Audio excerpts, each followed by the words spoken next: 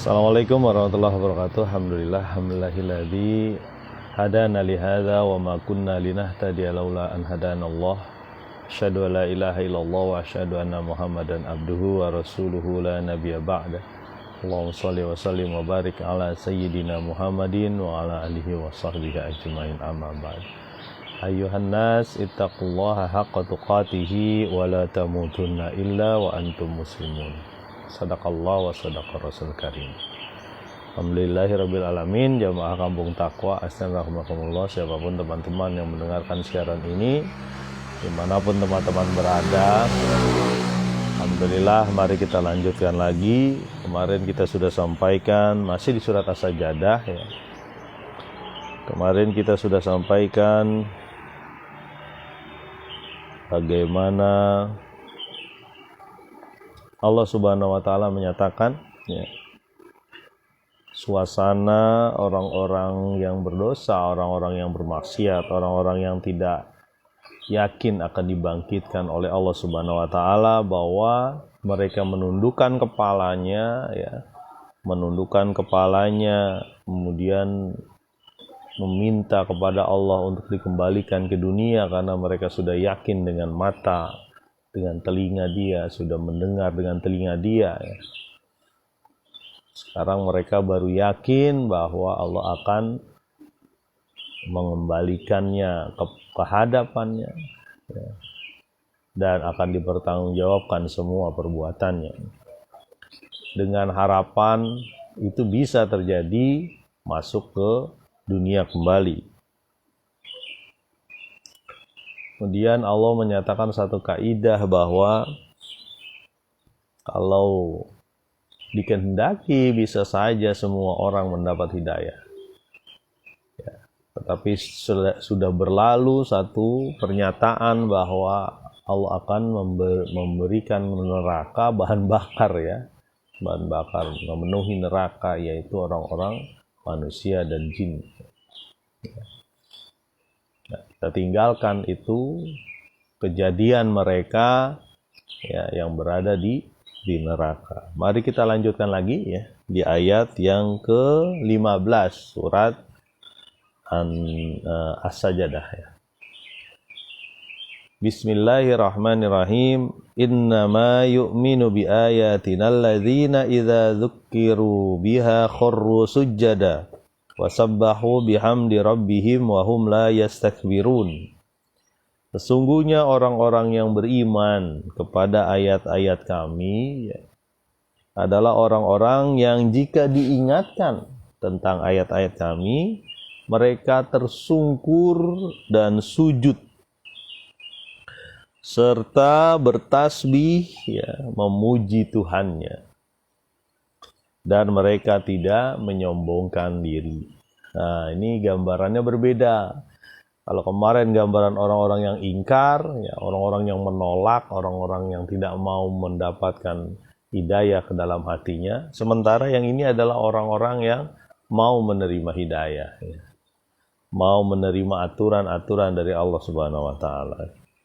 Sungguhnya orang-orang yang beriman ya kepada ayat-ayat kami ya, orang-orang muslim, orang-orang yang berusaha melakukan ketaatan ya, jika diingatkan terhadap ayat-ayat kami, berarti dibacakan ataupun mendapatkan pelajaran-pelajaran ya, tentang Allah Subhanahu wa taala, tentang Rasulullah, tentang aturan-aturan yang Allah berikan kepada manusia, mereka kharru sujadan, tersungkur ya. Seolah-olah kita melihat orang-orang beriman ini tersungkur sujudnya, merendahkan diri di hadapan Allah. Ketika dia merendahkan diri di hadapan Allah ya, semua potensi tubuhnya, potensi kekuatan mentalnya itu terpusat pada niat menuju Allah Subhanahu wa taala. Dzukiru biha kharru sujada, ketika dia diingatkan terhadap ayat-ayat Allah. Ada dua ayat-ayat Allah yang kita ingat ya, yang sering kita sampaikan. Ada ayat qauliyah, ada ayat kauniyah.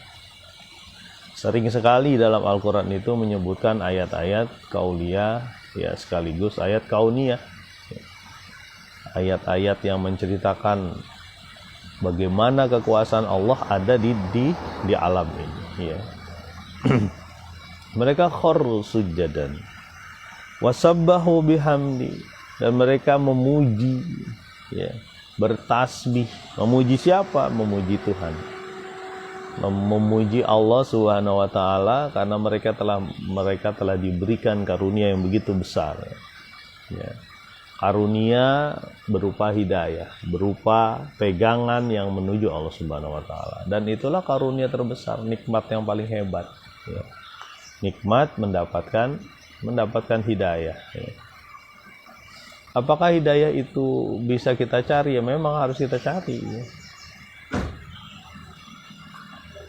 Karena ada orang-orang yang memang sulit menerima hidayah itu, ya. Berbagai macam alasan dia kemukakan, ya, sehingga dia tidak mau menerima hidayah. Wasabbahu bihamdi rabbihim wa hum la yastakbirun. Mereka ini orang-orang yang tidak takabur, tidak sombong. Ciri-ciri sombong itu ada dua saja, menganggap rendah orang lain dan menghalangi jalan Allah. Ya. Ciri-ciri sombong itu begitu. Dia menganggap rendah orang lain di bawah dia, dan dia menghalangi kebaikan menuju Allah. Ya, menghalangi jalan Allah. Dan ketika dia menghalangi jalan Allah, yang terjadi adalah orang-orang ini layak memang diberikan balasan yang menyakitkan, ya.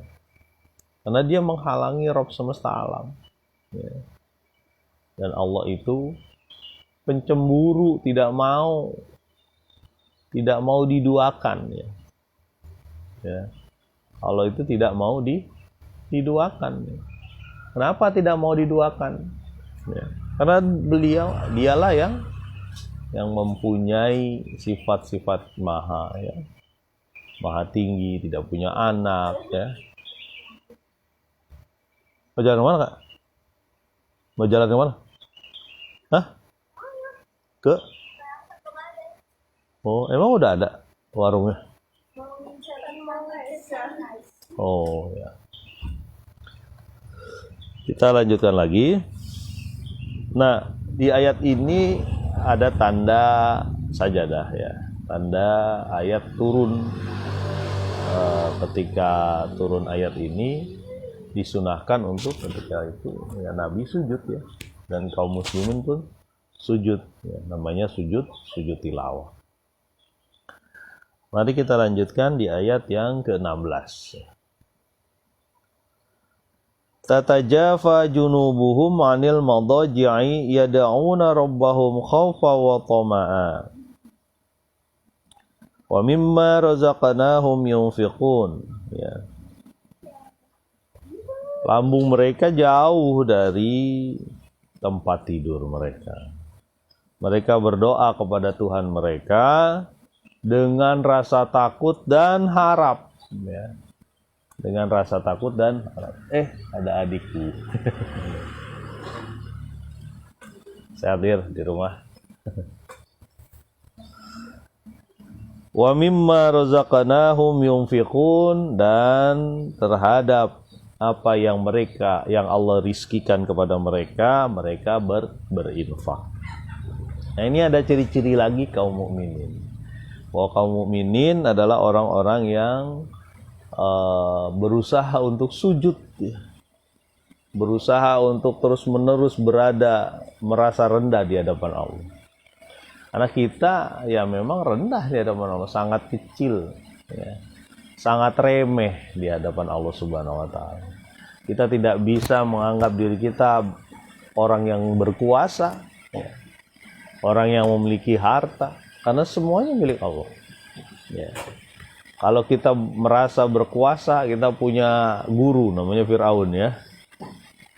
Dia merasa berkuasa, ana rabbukumul a'la. Dia bahkan bilang aku adalah Tuhan. Sama juga tuh dengan Namrud, ya, yang raja di zaman Ibrahim, ya, Nabi Ibrahim alaihissalam.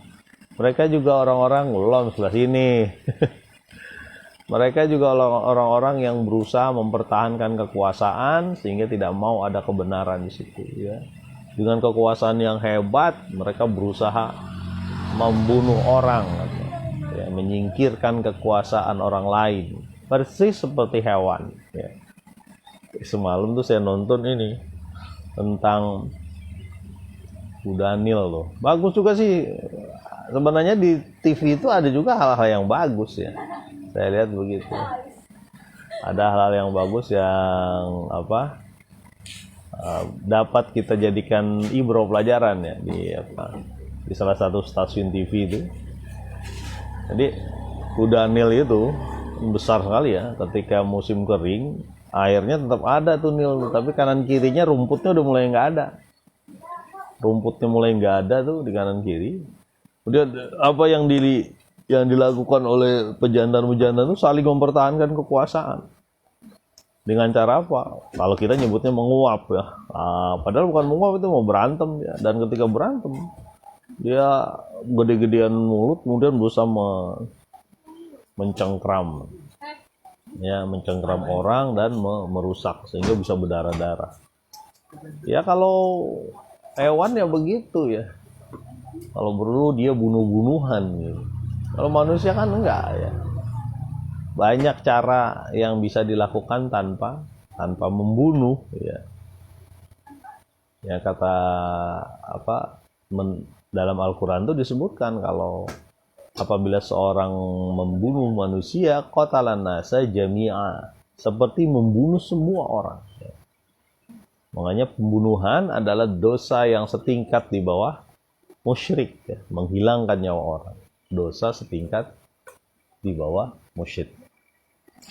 Mari kita lanjutkan nih. Kalau yang ayat ini, memang ayat ini berat kali, ya. Saya menyampaikannya juga takut salah, ya, karena di sini disebutkan sifat-sifat orang beriman, ya. Sifat-sifat orang beriman yang mestinya kita bergerak ke arah situ, ya. Masih di ini, Mbah, masih. Yalah. Nggak usah, Mbah. Iya, ya, Mbah. Ini nyusul berarti? Nggak tahu, dah, lihat dulu, ini belum selesai. Ya gampang, nanti kalau pakai motor kalau nyusul. Iya nanti gampang, mungkin pakai siapa? Mau kemana, Mbah? Itu jasa anak-anak itu. Oh, yang itu, ya. Oh, daerah mana itu? Ya nggak apa-apa, Mbah, sekali-kali. Kita lanjutkan lagi. Ini berat betul kita mau melakukan ini. Tatajafa junubuhum anil madaj'i. Lambung mereka jauh dari tempat tidur. Ya, orang-orang mukmin tuh punya kesibukan sendiri, ya. Dan mereka sebenarnya sekuat tenaga untuk bisa itu. Ya kayak kita mau sholat subuh lah, ya. Kan sekuat tenaga juga itu untuk melek juga tuh. Ya. Kalau tingkatannya lebih jauh, mereka yang sudah biasa sholat tahajud, ya. Sholat witir sebelum kadang sebelum tidur, kadang ketika tahajud. Terus selanganya saya juga berat untuk ini, karena memang ini perjuangan kita terhadap tarikan darah, ya, tarikan daging dan darah, berat memang, ya. Saya aja termasuk yang suka tidur juga, ya. Ya kita saling mengingatkan, ya. Mungkin kalau saya melihat lagi video saya ini, saya mengingat lagi pada saya sendiri, ya. Jadi Allah menggambarkannya beda itu. Tatajafa junubuhum anil madaj'i. Lambung mereka, perut mereka jauh tempat tidur. Kan tempat tidur begitu enak. Enak banget gitu. Masya Allah. Ya, kita berdoa, kita semua bersama mencapainya, ya. Kemudian, mohon maaf saya sedikit saja menyampaikan yang ini karena saya merasa belum sanggup, ya. Belum sanggup untuk ya rutin gitu, ya, sholat malam ataupun witir ini. Ya Teman-teman juga mau lihat ya, muka saya juga tampak gimana gitu ya.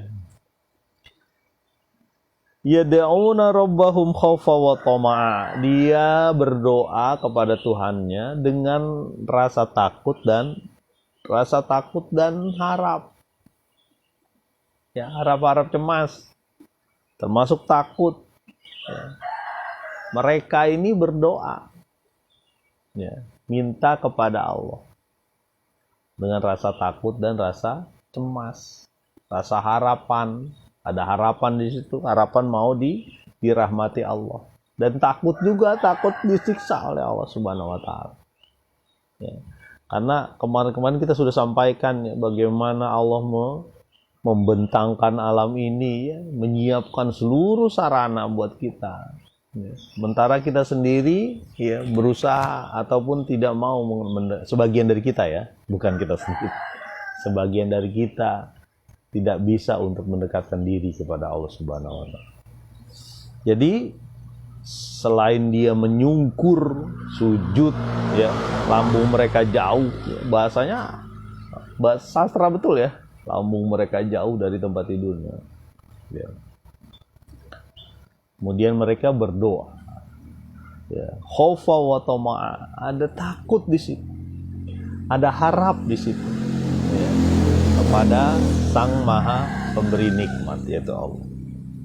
Wa mimma razaqnahum yunfiqun, dan terhadap apa yang diberikan rizki mereka berinfak.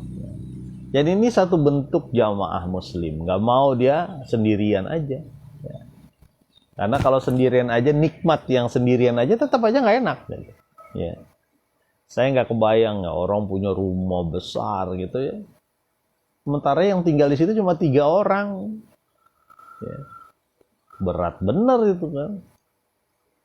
Jadi rumah mestinya untuk melindungi, menyamankan dan sebagainya. Jadi ada takut lah, dimalingin lah atau apa. Ya.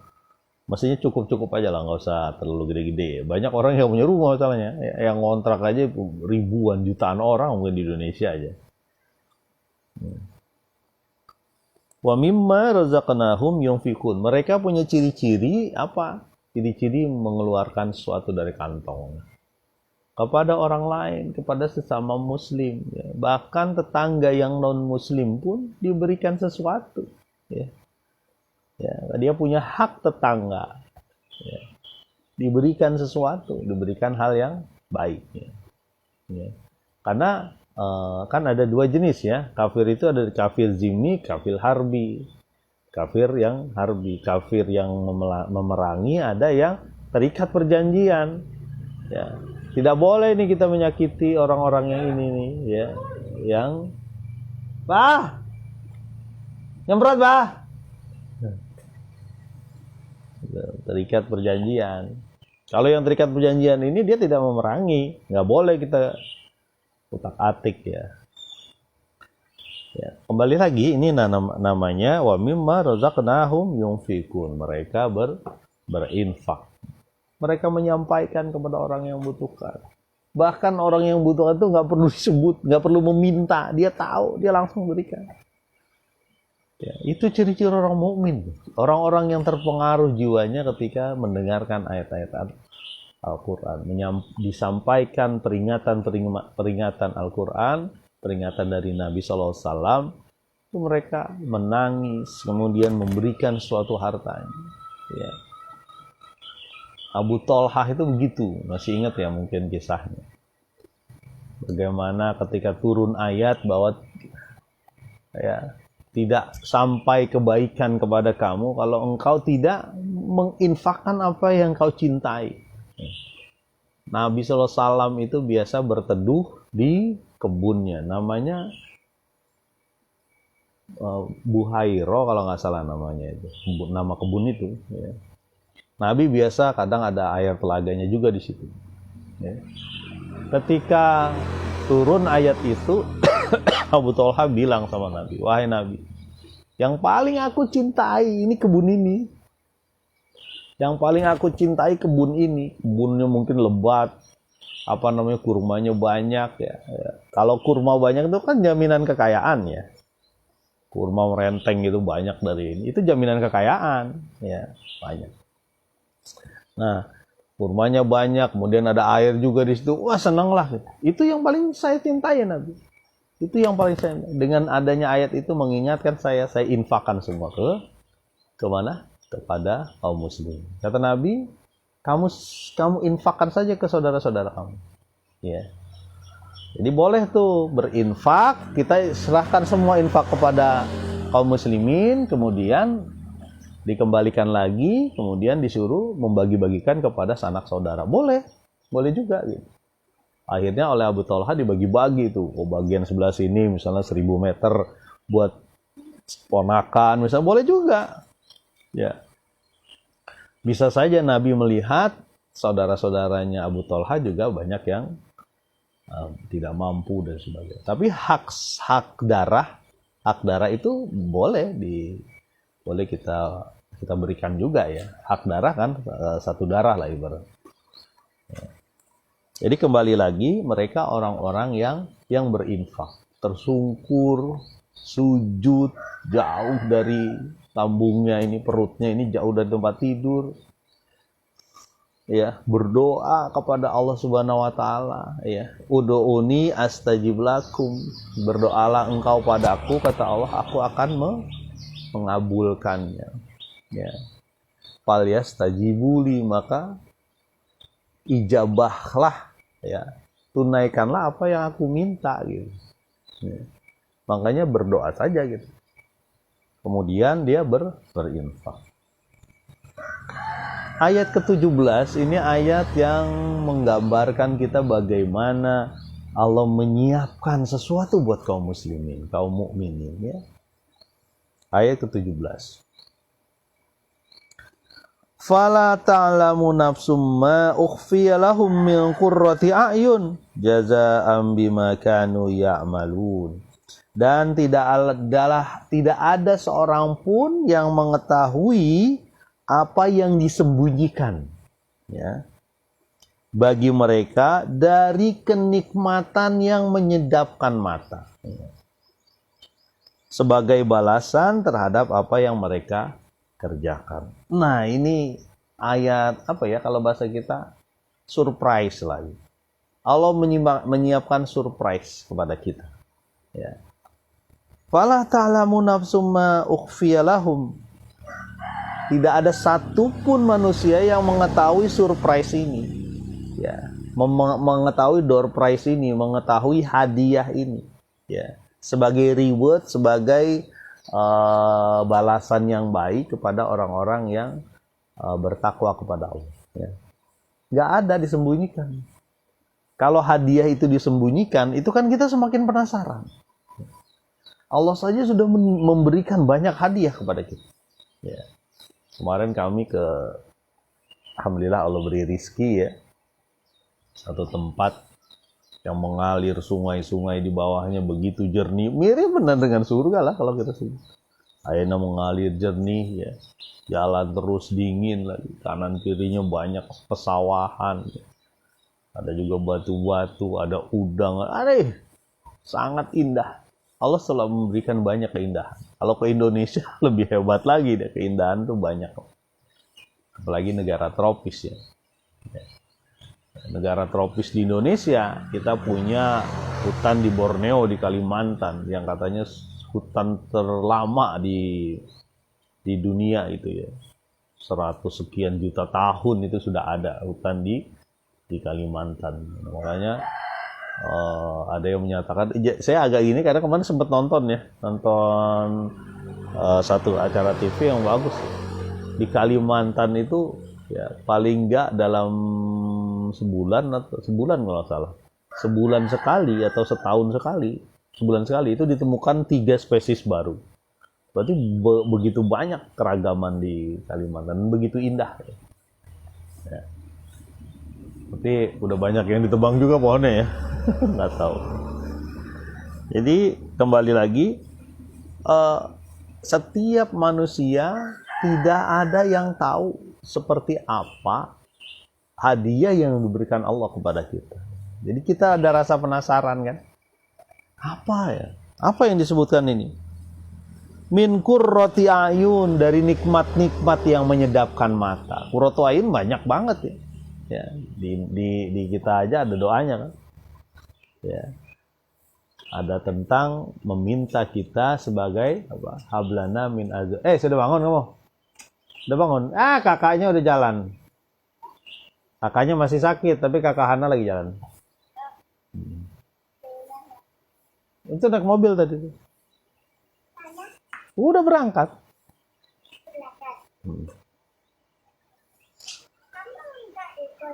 Enggak, ini lagi kultum di sini. Lagi ini. Itu ada saya di sini. Ini lihat. Coba kamu dari sini. Di sini kamu di sini lihat. Nah, tuh kan kelihatan kan? Kamu ada kan di situ? Nah. Ini kita kultum namanya, ceramah. Ya. Lanjut ya. Aku mau pakai kakak dulu ya. Ya, sana. Jazaa'am bima kanu ya'malun. Dia menjadi balasan terhadap mereka yang amal yang sudah mereka kerjakan. Jadi orang-orang beriman ini dapat balasan. Balasannya bahkan disembunyikan, ya. Disiapkan, ditutup. Nah, tirai sebelah sana, tirai sebelah sana, ditutup. Ya, seolah-olah kamu bakal dapat sesuatu yang luar biasa nanti. Ya, gitu. Sesuatu yang bisa membuat kamu sangat bahagia. Di dunia aja kamu bahagia, ya. Dan orang mukmin tuh bahagia. Ya. Kalau dia beriman tidak bahagia, aneh. Ya. Karena ajabali amlir mu'minin. Ajaib orang mukmin itu. Ya. Ketika dia mendapatkan musibah,